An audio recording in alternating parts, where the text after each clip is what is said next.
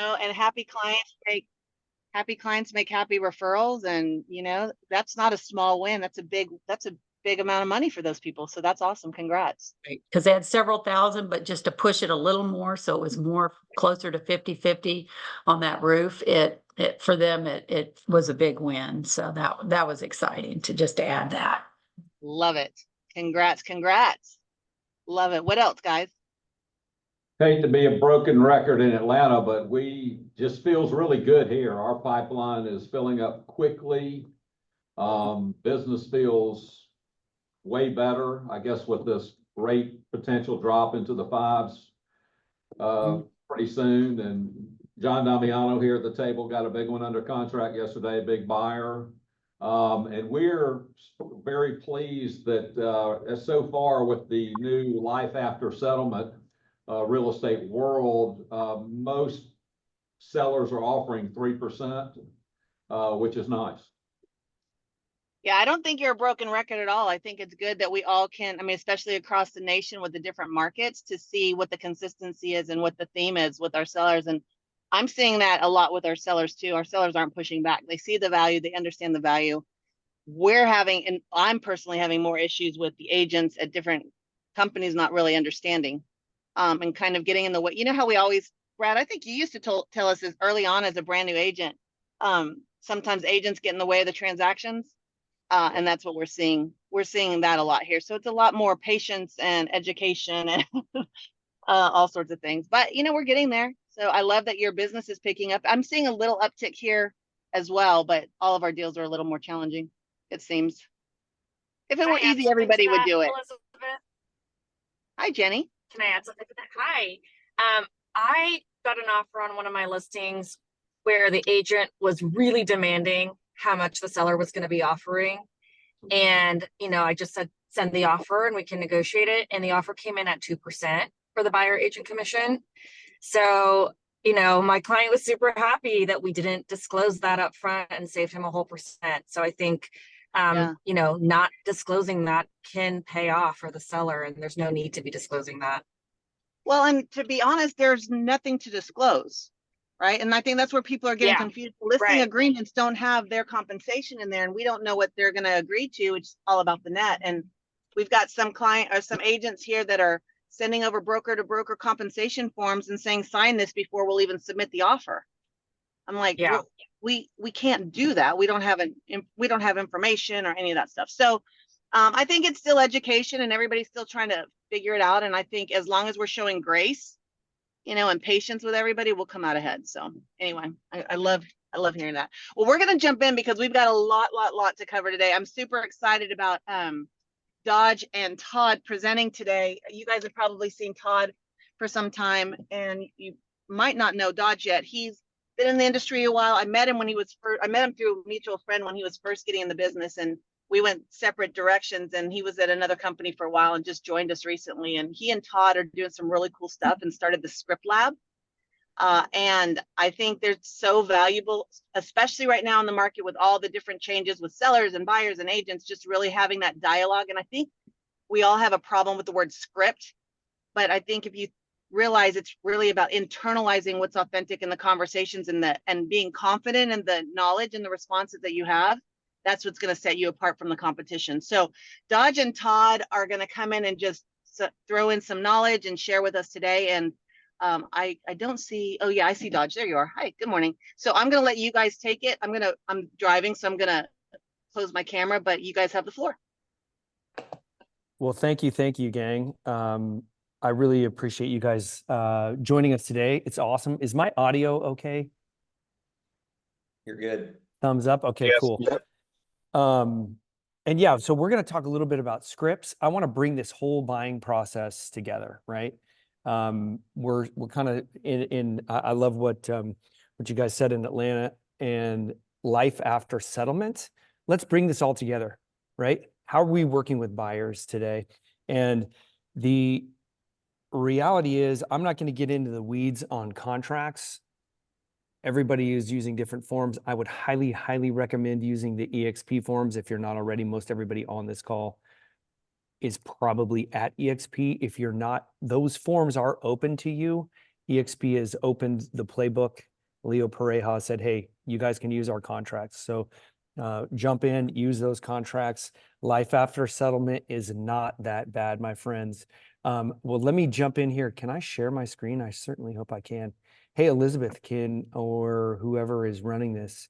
Annika should be able to give you access. Annika, can you set me up to share my screen? Yes, you're all good. I am? Yes. Thanks, hon. Oh, good. There we go. Rock and roll. So let me share. I'm not as used to using Zoom as I am Google Meet. So let me know if I make a mistake here. Am I good here with my screen? You're good. You're good. And Todd, just so you know, mistakes are not allowed. Okay. I'm teaching my kids that mistakes are good. So I should practice what I preach here. Okay, let's do this and present. So thank you guys. We're going to talk about, I'm going to bring this whole thing together. We're talking about working with buyers, and this is not the right slide at the front. But anyway, a little bit about me.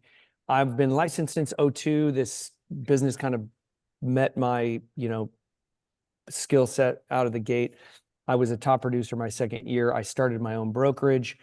And then I bought a real estate franchise called Real Living. I owned it for many years. I sold it back in 2009. And I've been running 3 different teams since 2009 until now. I currently have 37 people in my organization here at on the EXP platform. And I've sold, really, I don't want to toot my own horn too much, but I've sold thousands of homes now. So I know this buyer process really well. And I'm excited to kind of share some of my thoughts with you guys, and I'd love for you guys to jump in with your thoughts as well. Guys, I'm using the wrong Canva. So let's go here. I got to brag about Dodge a little bit. I need this to go away.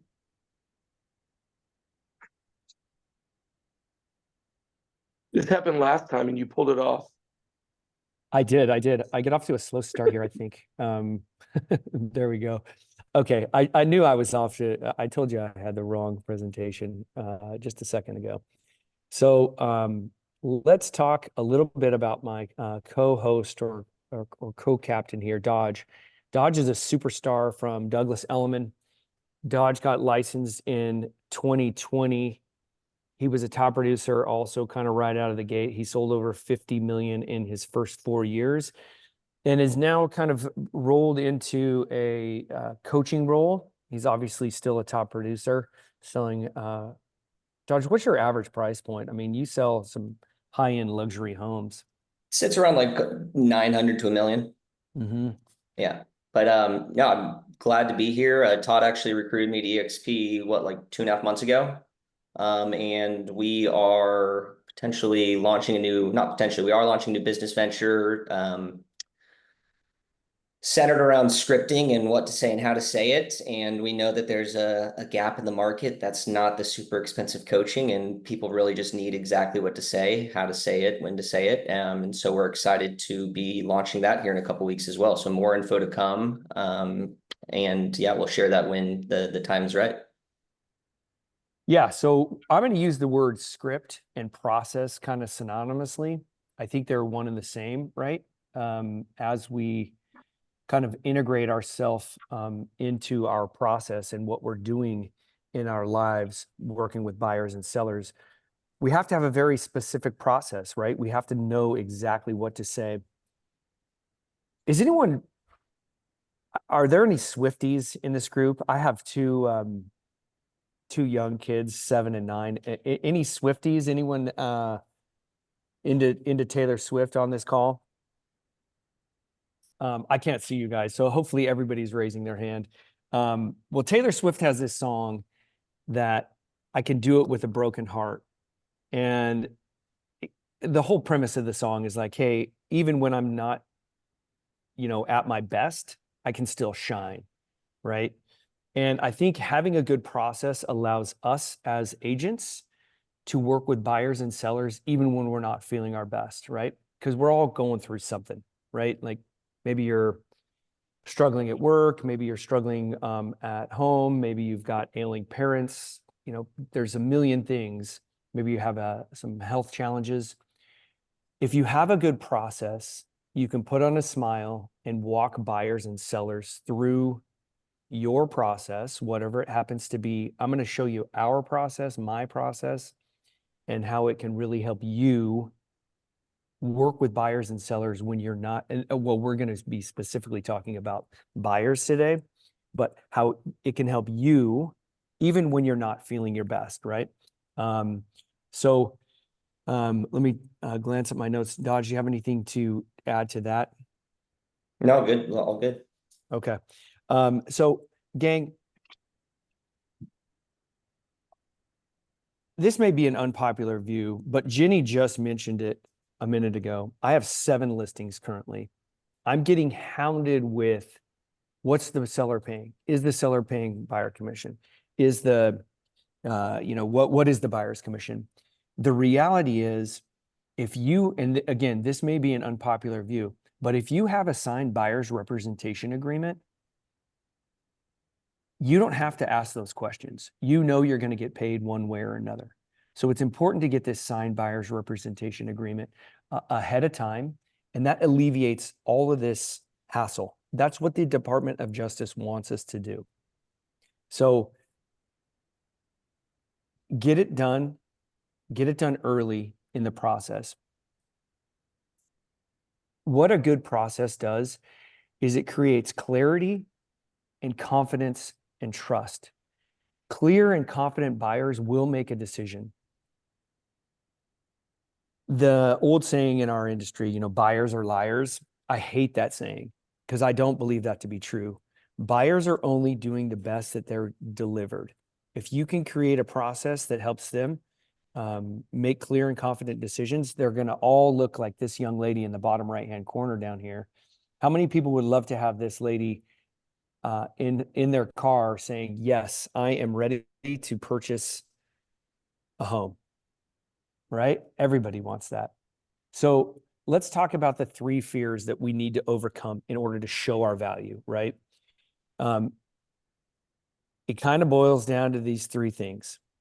People are horrified about overpaying for a home. They're also horrified about buying a house that's a money pit. Everybody gets really, really concerned. You know, I'll give you a great example. If you're working with a first-time home buyer and you start talking about flashing on a roof, they're going to lose their mind.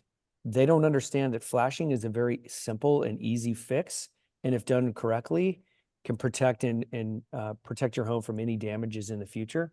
So people have a really strong fear about buying this or buying a money pit. So you can alleviate that up front. If you can alleviate that up front, you're going to be creating that trust. So backing up to this, this screen or this slide, when the trust goes down, the drama goes up. So if you can create really good trust and confidence, that drama will be reduced dramatically.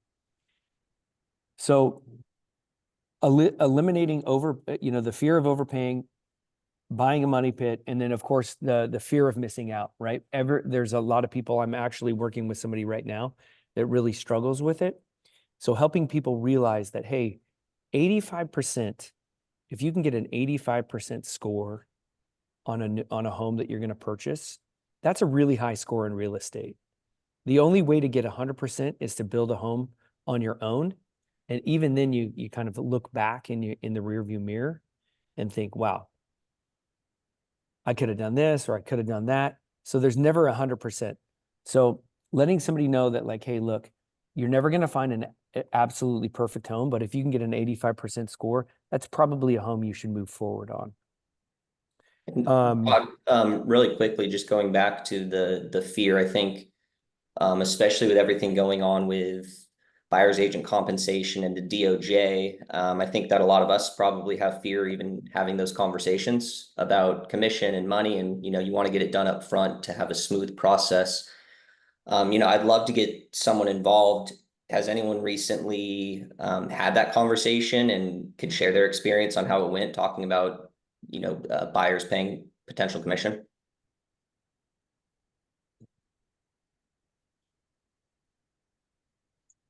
Anyone out there had some challenges with buyer's agent commission? I think it's a little bit harder doing it with someone you haven't met in person versus somebody you already have kind of a rapport with. I'm doing that with someone I've chatted with over the phone. We're in the process of working together, but I do hate that I have to like put that up front because they've asked me to do some work on their behalf for now. But I actually just texted them and said, do you guys want to meet me in person first before we you know, so that I can show you the work that I put together. But it's not as easy when you don't have a relationship yet and you're trying to start one off of like someone calling you off a listing that turns into something else, you know. 100%, Susan, it's a great point. Especially for I'm just saying, what are we getting there? Especially for the folks that do cold calling and cold outreach for new clients. I think even myself, it's always a scary conversation. You do all this work, you finally get someone, you know, from whatever lead generation you pay for or do. And then you have to have the conversation of, okay, well, if the seller doesn't pay me, then, you know, it's something that's going to fall onto you. So it's definitely a huge fear for everyone involved. I think ourselves and the buyers now, especially the ones that are educated. And to me, the biggest piece to avoid that fear is 100% know your value add. And I know we talk about this and we preach this, and you have to provide value and you have to provide value. And especially in today's day and age where a lot of people think that, you know, some of the stuff that buyers agents do maybe isn't necessary and that we don't deserve our 3% commission. But if you can truly show that value add, especially up front, and, you know, you do have to build that rapport in person, which is super important, especially with a brand new client. That's going to make all of the difference. And, you know, I'd love to hear, again, some people's value add. I think we can all agree that most of us have the same tools in real estate. We have access to a lot of the same information. So the differentiator and what your value add is even more important now, especially when you're talking to new clients and have to pay commission. So my specific value add that clients love is when I speak to a buyer and when I'm working with a buyer, I don't just sit and wait for a home to go on the MLS or for it to be posted on ALN or Commission Co. I actually, if I have a buyer that has a specific neighborhood that they actually want to live in, I'll go and cold call that neighborhood. And over the last 4 years, I've had 9 different clients that I've helped find homes just by cold calling neighborhoods. And the best part about that is, one, they look at me and they're like, wow, this is, you know, truly awesome. I've never had a realtor that actually goes and finds me a house instead of it just getting emailed to me or just wait for it to happen. And the other side of it is I make more money because a lot of these sellers that I'm calling will pay additional commission on top of that to assist with the sale. So it's a huge differentiator. And, you know, I'd love to, again, open up the floor. And if anyone has something very specific or a unique value add that they think separates themselves, would love to hear it. This is Sean Fuentes. I wanted to get back to the first thing that you were talking about. I'll try to leverage the documents that we have when, and I just went through this when I haven't met somebody. I use the, I don't know the name of it, but the one where it's like you're opening up one door. If somebody wants me to do work, then I'm like, sign this. And what is this? And I'm like, this is a document that allows me to work for you. You can see that I put $0 in the commission portion of it. So I'm going to start working for you for free right now. And as we move along, we're going to go over the buyer's rep agreement. If you decide to work with me full time, we'll go over the buyer's rep agreement. We'll go over the 3% commission and all the details of that document. My value add that I always pitch is my pricing model, and that's it. It takes a little time to explain. So I just tell them briefly what it is. What is the pricing model? I call it living in the future, and that's it. And I just kind of let them go from there. Sean, but I think leveraging the documents that we have is go ahead. Just leveraging the documents that we already have is a first step, and just be confident about the documents. I mean, these documents protect the consumer from the agent as well. If they don't want to work with you, they don't have to. That's it. They don't. And I think when they start signing things, they get this feeling that, oh, I'm going to sign this thing and then I'll never be able to get rid of this guy or this person if I don't like them. And that's just, it's complete opposite, especially if you sign Sean, you're a saying one-day agreement. You're saying you're putting 0 concessions or commissions in your buyer rep agreements? No, well, on the 1 day document, like if I'm opening up a door, I'm not charging them $20 to open up a door. If they're like, So- hey, But hey, I I thought need, if we do that, I thought we couldn't earn anything that we didn't get signed before we opened that door. Yeah, that's what I was gonna say. I think that, I mean, everybody does their business their own way. I think that's such a slippery slope. I think I love that we have a okay, 1 page document that we can do like a 1 door or what have you, but golly, yeah, what if they well, decide to move forward on that property and then they say, well, this is what you told me, and they don't let you, yeah, you can do, everybody I, can do what they want. I just would always make sure to put my concession in there. I understand. And so let me ask you this. Let's say they decided to do that. Would EXP pay you out with just the 1 day? Yeah, as long as you My have it understanding signed. is that that it's not that they wouldn't, but okay. Hey guys, So really quick on the EXP thing though, Sean, just for clarification, because there are a lot of people on here. I'm closing one on Tuesday. I had the 1 day document signed only because I knew we were putting an offer on this house. What they want you to do is later get the 4 page buyer rep. But yes, as long as it's filled out correctly and you have your commissions on there, you're going to be paid out. So you can do zero. I know you work with a ton of investors, and I think that might be different conversations, but man, I would just, especially because we have newer agents on here, I would put your commission in there just to make sure you're covered. Yeah, and guys, this brings up a really good point, and I kind of missed this at the beginning. I was moving a little too quickly. I think it's really important, right, to slow down, commit to your process, whatever your process is. It's the process you need to do. For example, if you're working with Zillow leads, or you're cold calling neighborhoods, or you're, kind of those colder relationships, right?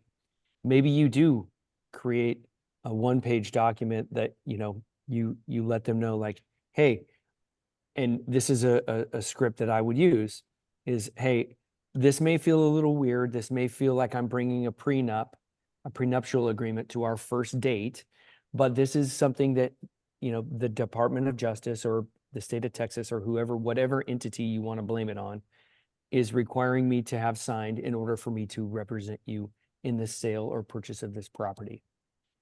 So I would personally highly recommend having a process that we're talking about here, where you say, okay, let's have a 30-minute phone call on Zoom or Google Meets or wherever you want to, or we can sit down and have a cup of coffee at the local coffee shop before we go out and look at homes, so I can understand your needs prior to running out there and prior to showing you homes. I wouldn't say running out there, but you as a buyer's agent shouldn't run out there and just show them, right? You don't go to your doctor if your ankle hurts. You don't show up at the operating room and say, hey, doc, let's cut this ankle open. There's a process. Same with your attorney, same with your accountant.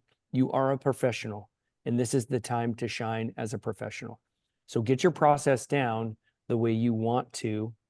And like I said, you can do it even when you're not feeling well. Have a really good process, right? And Todd, I think it's important to remember, especially in real estate right now, where, sometimes it's a struggle, is you do not let the buyer or the client dictate your process. If you're confident in your process and you stick to it, it might be scary. There's new things that we have to say and new processes, but if you stick by your process, it's going to make you a lot more money. It's going to make your conversations with buyers a lot more successful, and you're not going to waste time, because I've wasted plenty of time with people that just wanted to go meet at a house and do this and that. And I didn't stick by my process because I was scared of not making money or scared of losing a client. And it always comes back to bite you in the ass every single time. Every single time. There's a great saying. Sorry, I want to jump in really quick. Guys, so, as sellers agents, we all have listing presentations, right? You sit with your seller. You have to just have a buyer's presentation. I actually think the settlement's a mess. I'm not going to get into that, but it's easier now, and our value is already elevated. We can't open doors without this document. Nobody can open doors without this document. So it's not that they're going to be able to go off somewhere else. If they want to see that home and they see your value, they're going to sign the document. I actually think it's easier to get things signed now than it was before. I agree.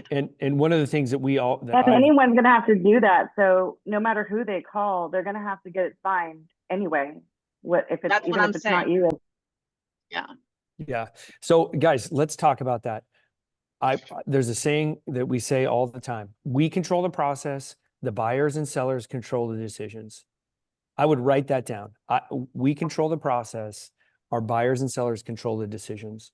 So this is this is the presentation. This is the core of what I want to talk about today, is how I present and Dodge presents to our buyers. So every single person that I sell homes to goes through this process.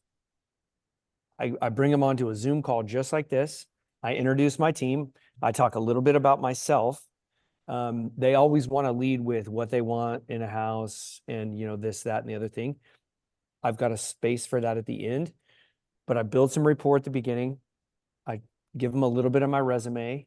I introduce my team to them so they know who they're going to be working with, right? I don't want them to, you know, get a contract from Rachel or Melissa down the road and suddenly they don't know who they are. So I introduce my team. And then I talk to them about, hey, you know, let's talk a little bit about, you know, on a scale of 1 to 10, where are you with purchasing a home, right? And let's talk about how we're going to help you find that specific home and what your goal is. And I talk to them about the MLS. A lot of people don't know what MLS stands for. So I explain that. And then I talk to them about new construction. There's a lot of new construction in our area. I also talk to them right here about for sale by owners. And I specifically say, if you are driving through a neighborhood and you see a for sale by owner, please feel free to shoot a picture of it to me. I'm happy to reach out to that owner. Generally, they're more than happy to pay a buyer's representation, a buyer's agent commission. And I'm happy to represent you in that sale. I do also say, you know, generally speaking, for sale by owners are overpriced. That's why they're selling it on their own. And so I have that conversation with them up front. I also talked to them about, you know, hey, Zillow, Trulia, Redfin, you know, if you want to use those, you can use my website. You can use those websites. You can send me the link, whatever works for you. Then we also talk about pocket listings. I don't know if you guys do pocket listings in some of the areas you guys are. In our area, pocket listing is a house that is on the market, but not being marketed on the MLS. We talk through that. Then we talk through the idea of, hey, I'm also going to look specifically in neighborhoods. I live in a high rise downtown. So I know a lot of people that sell high rises, or I know about upcoming listings in high rises and in central Austin. So I know the people, kind of the players in the area. I can make phone calls to those specific agents and see if we can find something that's off the market. Just like Dodge is saying, hey, look, I'm going to cold call this specific neighborhood for you. And if, you know, I can, you know, help you find some hidden inventory, if you will. And then go ahead, Todd, Dodge, jump in there. Can we role play that? Yeah, I'd love to role play that. Can we role play a buyer and where we throw some objections at you? Why you should sign the buyer rep and whatnot? Yeah, let's do that at the end, Brian. Okay. We're saving space for that at the end. Okay, cool. And so anyway, this is the process that I'm moving my buyers through. I also tell them, like, hey, once we find a house, here are some of the here's the timeline that we're going to work on. And Todd, really quick, just going back, I think a big piece that a lot of people forget in the buyer process and seller process, and it's huge, is what's the motivation? What's their why? What's their emotional connection to it? And so outside of just figuring out the criteria of what they want, why do they want that house? Why do they want that neighborhood? Why do they want that location? Why do they want those schools? Is it for the kids? Is it to be close to family, friends, work? If you can get their motivation and their why, the process will be so much easier. You'll know their motivation. You'll know if they're a 1 on a scale of 1 to 10. You'll know if they're a 10 on a scale of 1 to 10. And through the buying process, you can lean on that why the entire time. And so, you know, a lot of the buying process gets difficult and sometimes gets frustrating, and you have tough conversations and negotiations. If you can always fall back on the why, that generally to me is a successful way to push a buyer through the process and ensure that they are, you know,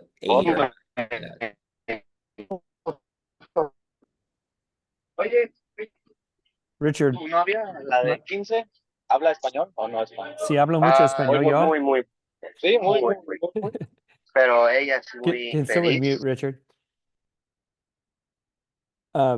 So anyway, gang, this is our contractual timeline. And Ella, I'm oh, also sí, going to get to es muy, down to kind of the why too. So in Texas, we have an option period at the beginning, and I'm going to educate my buyer right here about the option period. That we're going to have 5, and actually I should probably update this slide a little bit because our average option period now is 7 to 10 days. When our market was really aggressive, we actually shortened this to 3 to 5 days, which was extremely fast. But I educate our buyers here on that. Hey, we are also going to move through. We're going to have a general inspection. We're going to have any subsequent inspections. I also highly recommend a plumbing inspection. I don't know about you guys, but I've learned over time that water and houses do not mix well together. So we're going to have a conversation about the inspection fees, you know, any subsequent specialists that we need to get in there, what it costs to have an option period. And then in Texas, we have what's called an escrow period. The escrow period is generally 30 days. We're generally charging 1% for our earnest money and escrow money at this point. And that if they want to buy this home after this 7 to 10 days expires and they don't terminate, their 1% is now at risk. So I'm walking them through, educating them on the timeline. And here's where I go with it, gang. I say, okay, does that all make sense? Generally, it does make sense to them. Then I go to, hey, what are you looking for in a home? What does the ideal home have for you? If somebody can mute Richard, that would be awesome. Annika, can you mute everybody out other than Todd? And Dodge. And Dodge. And maybe even Brian Copeland. So this is where we open up the conversation to the buyers about, hey, what are you looking for in a home? What are some things that you really want? Okay, I want 3 bedrooms. I want natural light. I want a yard. I want a garage. This is where you really let them open up and listen to them and start asking them, like, if they say, hey, I want a yard, you know, yada, yada, say, you know, one of a great question is, well, why do you want a yard? Do you have a dog? Do you have a pet? This is where you can really start to get to know your clients. You can write down the pet's name. Maybe they have kids. This is where you can start writing down kids' names. Garage. I'd like a 2-car garage. Well, why do you want a garage? Is it because you have a nice car, or you want to rebuild bikes, or maybe you're a woodworker? So would a shed or an outbuilding be something that would be of equally as good to you? And you kind of lean into this, gang. Let them talk about what they want in the house and really give them some space and listen. If you have a couple, I would highly recommend, if you're in person, giving them both 2 sheets of white paper. Let them make their own lists, because what's important to her or him is going to be different than the other her or him or the other partner in the decision-making process. So let them make their own lists. And here's the kicker, gang. After they make their list, ask them to circle 3 non-negotiables. The 3 non-negotiables are really going to tell you about what they're really looking for, right? So if it's, hey, I got to have 4 bedrooms, because 4 or more bedrooms, because my husband and we office from home and we have to have a bigger house. Well, in Central Austin, it's going to be hard to find a 5-bedroom house or 4-bedroom. Or if they have to have a 2-car garage, that's going to be harder to find in some areas where I operate. So this is where you can really start to drill down on what they're actually looking for. Then like Dodge was talking about, you can really lean into this.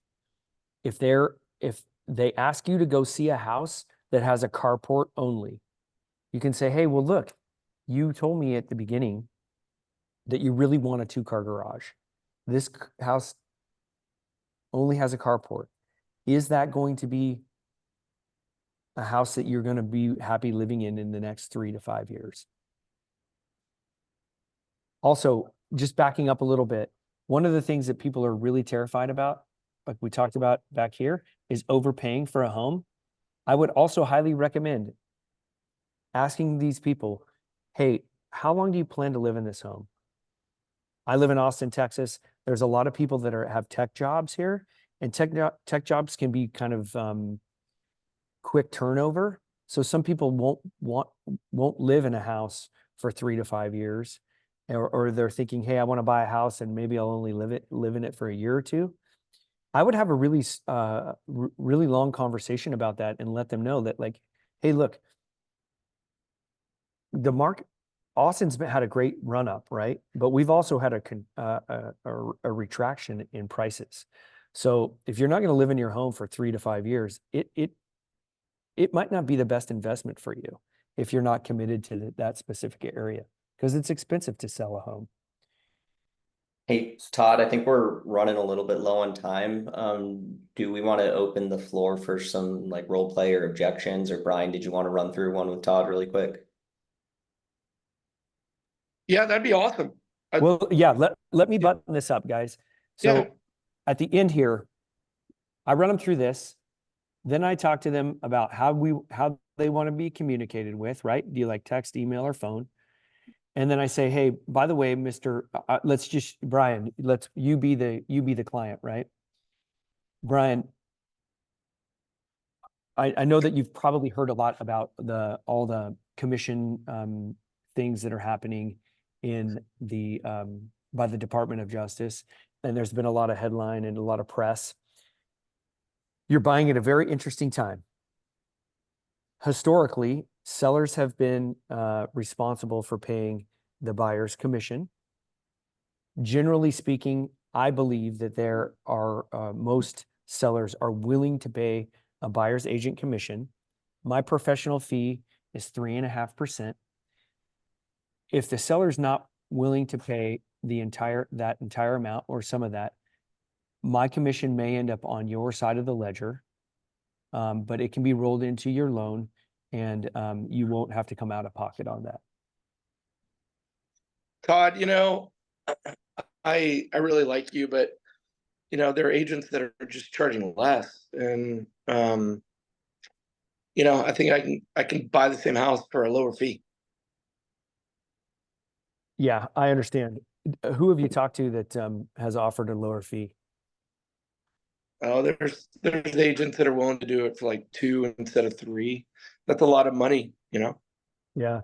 Did you ask for the reduction in commission, or did they offer it up front? No, that's just kind of what they charge. Yeah. Yeah. Is that somebody you really want negotiating on your behalf? I don't know, if I could save a little bit, it always helps, but I don't know yet, Todd. Yeah. Do you think you sound really good at what you do.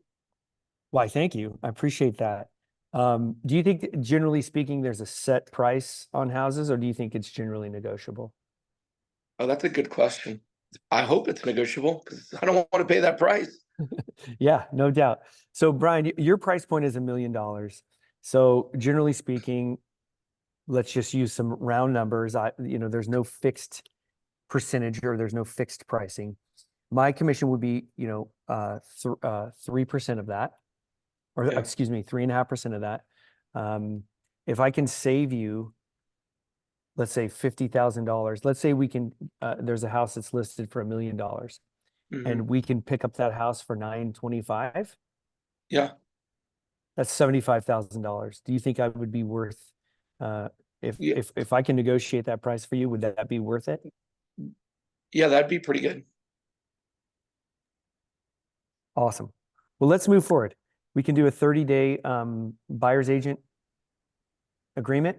If you don't like me after 30 days and we don't find what you're looking for, then maybe you can move on to one of these Yeah. discount guys. Well, I appreciate that. Good. Great job, Todd. The, What objections are other people getting right now that maybe Todd or Dodge can role play with everybody? And really quick, Brian, the one liner that I love on that script is, if I can't negotiate my own commission, how am I supposed to negotiate on your behalf? And that is huge, especially when you're talking $1 million home.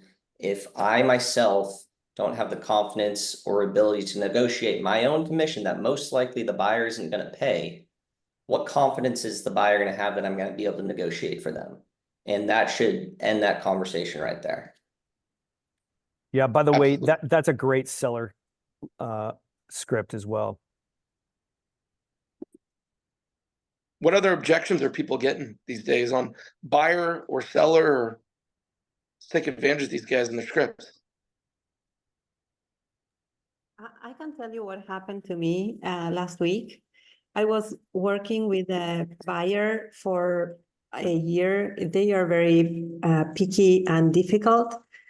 We had a buyer's representation agreement signed, but with all the NAR settlements and everything, we decided to sign another one, a new one, instead of the one that we had. So I explained everything. We talked. They knew because they read the news. And they said, okay, so what we want to do is we want to use part of your commission to negotiate the price of the home. So we are not going to ask the seller to pay commission. So we can offer a better price. And so at that moment, I said, you know what? No, I'm not going to work for free. We've been working for a year. You know what I do. You know how professional I am. I'm sorry, I can't go with this offer, because they offered me a lower commission. Okay, they said, okay, that's fine. We are going to try to go unrepresented, because we truly think that we can use that 3% to offer a lower price on a home. So I know they went to see open houses and new constructions, and then a week after they called me and they said, "Hi, Ethel, I leave the relationship super open." I said, "Okay, if you need help, you know I'm here. I'm happy to help, and you know me and you know how I work." So after a week, they came back and they said, "Hi, Ethel, we've been looking for homes during all the week. Can you help us? Can you represent us? We will sign the agreement." I said, "Yeah, of course." So sometimes not being, because I think 2 years before, I would say, yeah, I would love to help you for whatever commission you want to pay me. But this time that I said, these people are super difficult. I really worked a lot with them and for them during this last year. I'm not going to lower my commission. I prefer to let them go than work super hard and not getting what I think I should get. So that was my recent experience, and we are under contract now. So yeah, that was my experience. I think that brings, yeah, that's incredible. And I think, let's talk about that. I think that's a really good example of, what is your process? What is your fee? Make your decision, right? If you want to work for, less or quote unquote less, I charge 3.5%. What's your fee? But be consistent about it. Because if you work in an area where you might run into the same parents or your same friend group, and you're charging your one buddy, 2% and another friend 3%, and they catch wind of it, whether that's on the buyer or seller side, be consistent and be true to it, right?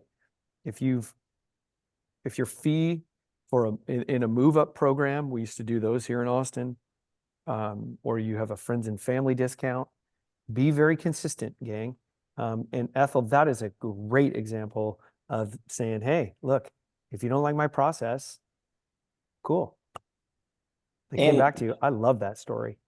And I've had clients ask for commission kickbacks before, and I am a little bit more of an aggressive approach, and I kind of go with the approach to make them feel bad. And I like to say, hey, buyer, I'm a little unclear of what you're saying. If you're asking me to pay a portion of my salary to help you buy your personal home, that's not something that I'm able to do or my broker allows. Per your lender, you're well qualified to purchase in your own right, and I'm thrilled to assist you through the buying process. Upon closing and funding, let's go celebrate with some drinks on me. I leave it at that. They generally feel a little bit bad that they even asked it, and it's usually just not brought up. Yeah, and I told something like that. I said, hey, if your boss, because they work for a company, if your I love this, is going to ask you, hey, you know what, this month, please come to work. I can't pay you because I need the money, your monthly payment to pay something for me. But please come and work for me this month for free. So I think that's awesome. 100%. I love that, Ethel. I also like to kick it back to the buyer as well. If someone tries to ask you for your own commission or to work for free, put them in your shoes. If they were at their job and their boss or a client came and said, hey, I want you to do this for a discounted price or give me some of your salary so I can be, I can afford to purchase whatever service you're offering, what would you say to that? And every single time they put themselves in your shoes and they sit there like, yeah, you're right, I wouldn't say yes to that. And I wouldn't do that for free. And so if people can relate a little bit more to how you're feeling and that this is your job and that it's not just a free service, then they're a lot more likely to agree and move forward and be a little bit understanding. There are tough people though that, only care about themselves and their money's bottom line. And even if the seller is paying commission, they'll still push back on that. And that's the unfortunate nature of this business. Hey guys, can I throw in a little bit of extra for some of this? Yeah. Let's bring it. So my name is Keith Milkowitz. In the last 4 weeks, I've had 8 contracts, buy rep agreements signed, and I've had not any pushback from anybody. So I love that. 8 for 8. So it's been really good. And I think what I've been seeing, what I've been hearing from a lot of agents is that, they think of this as something new, but also complicated and hard, and they're making it too complicated and hard. And it really comes down to one, messaging, structure in your conversation, being articulate and enunciate your confidence as you go through this process. But I think it starts from the second that you walk up to a house, is that you got to start selling yourself. And it's not necessarily a presentation. It's about your confidence. So I always start my conversation with people when we roll up and we're both out of the car. I compliment them in some way. I compliment the house in some way, and I compliment the neighborhood in some way. The second thing I do before we even walk up to the door is I find something negative about the house, so that I tell them, hey, look, just so you know, that tree should not be rubbing on the roof line, or hey, that window has lost its seal. Now I'm in control. Now I'm starting to gain my composure, and I'm starting to be somebody as a consultant for them, as opposed to being just, I'm opening this door. Then as soon as I open the door, I send them right to the kitchen counter. I'm like, hey, come follow me. I want to give us a little brief overview before we get started. And from 30 days ago, we're in a different world in real estate than we were. Have you heard about the rule changes in real estate? And I ask the question right there, and they say yes or no. And then I pull out my documentation and I say, hey, before we get started on touring this home, we've just got to get this signed because this is now the new rule. And we go through that process. I have done each one of my transactions, or getting them signed within 3 minutes for all 8 of them, because it's simple. It's like, here's the new rule. Here's the 2 changes. 1, we can no longer advertise on the MLS what the listing agent's going to pay me as a buyer's agent. And then 2, the rule is, we've just got to get this now agreement signed, and that's the rule. And here's the violation. Here's what it says in the violation. And this is a category 4 violation, and I don't want to get fined or lose my license. And everybody has to do this. So this is really simplistic. I do a 6 But our MLS is saying we can't even open the door without that sign in advance. Yeah. Right. So most of the time I do not allow myself to even engage in a tour without them getting this signed.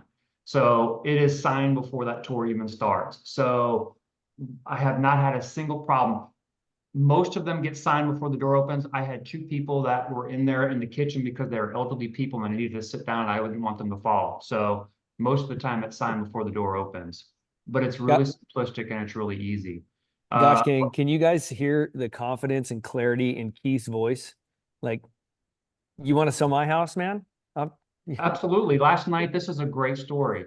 Last night, the objection, this was a 77-year-old lady with an 80-year-old man who was with their daughter who came in. And I went through this conversation. And the first thing he told me when I told him the story was, he goes, "Hey, I'm a retired real estate agent from Dallas."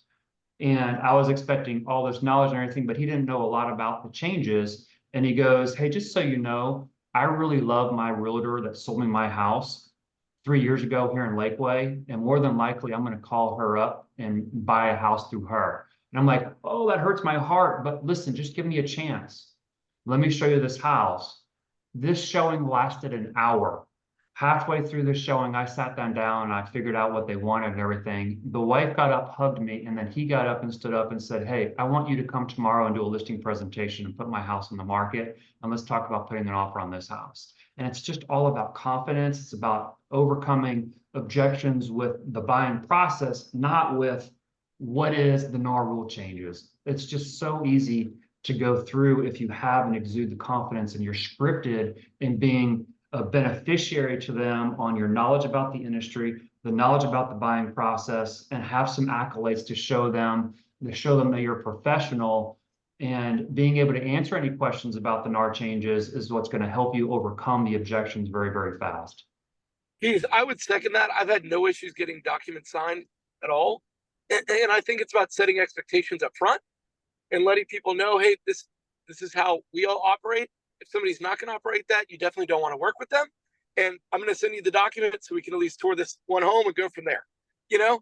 And depending on the situation, you want to adjust whether it's the single form, single property tour, or the longer one, right? If it's a family member, a repeat client, it's a different story. If it's a referral, you may want to just start off making sure you get to introduce, yourself to them and making sure it's the right fit. And so I think it's all about expectations, keeping it simple, not overcomplicated. We get so many things stuck in our head that are totally irrelevant to the client. They just want to see the home, and they need a roof over their head somehow, right? Yeah. And I would have to say, just to kind of piggyback on that, I would have to say 2 things. One, people just want to know how much you're getting paid. They don't really care, right? So you don't have to like be defensive about it. Tell them what you're getting paid. And well, I forgot, kind of lost my train of thought there, but anyway. I agree with you, Todd. You have to disclose what you're getting paid, but I don't even bring in the single property tour as an option. I don't bring in, this is my separated, what they call that, conditional services form. I bring in, this is the buyer rep agreement, and it has a timeline. And if they don't agree to my timeline, I'll cross out the date and I'll put a new date on there. But I don't do a single property form because I want to come and exude confidence. And if I can't even get them to sign a document for a showing, then I'm going to know that this showing is probably not going to last more than this one house. And the one document that I have will have a date of a day or a week. But I try to simplify it with just the one form and not giving them the options. And it's worked so far for me. Yeah, Keith, I love that. It's let's not shoot ourselves in the foot. We're confident in what we do and our value add. Why give them all of these other alternative and options when this is the right option and you're providing so much value that how can they say no? I do have a question. How many people, by raise of hands, are getting the forms signed before they show up to the house or at the house? Oh, I do it at the house. I do it before. I do it before. Before. Driving across town without one. Before. Before. Keith, can you explain why you're doing it at the house? I get it before. Yeah, because my style is to show that I'm different than a lot of agents by adding value to the conversation. And it's about education. It's about knowing the developments, knowing the area, knowing the houses, knowing the styles, about answering and addressing questions, and about showing them that I have some consultation to give them. And it starts from the second that we shake hands when the car door opens, whether they're somebody I've never met before, or whether they're a customer that I've worked with before, or whether it's a referral from a customer that I've worked before. Within that first 2 minutes of timeline, I want them to love who I am, because then the script is so easy to get a signed signature on a buyer rep agreement. They don't want to say no. If I try to do it before, I give them an out really simple and really easy. So for me, I want them to love me before they say no to me. But we can't even open the door. That's what that's the hard part. I mean, I'm like you. I used to give people like one or two, like, let's go meet, and then we, would go into it. But now that we can be fined for not having that signed, and also not be able to earn the commission without having that signed before we open the lockbox, I don't know how you can get around that. That's easy. I've done it 6 out of 8 times. It's not hard. It's very simple. It's just, you stand at the front door. You have the conversation that you would. Well, yeah, at the front door, but you could do it at the front door, yes. Yeah, it's simple. So guys, Jeff has had his hand up. Let's let Jeff ask his question. Oh, Jeff, you froze right as I put you on the spot there, buddy. And y'all, I think there's some psychological merit to what Keith is saying. It's harder to get a no in person. Good morning, everyone. I'm not here.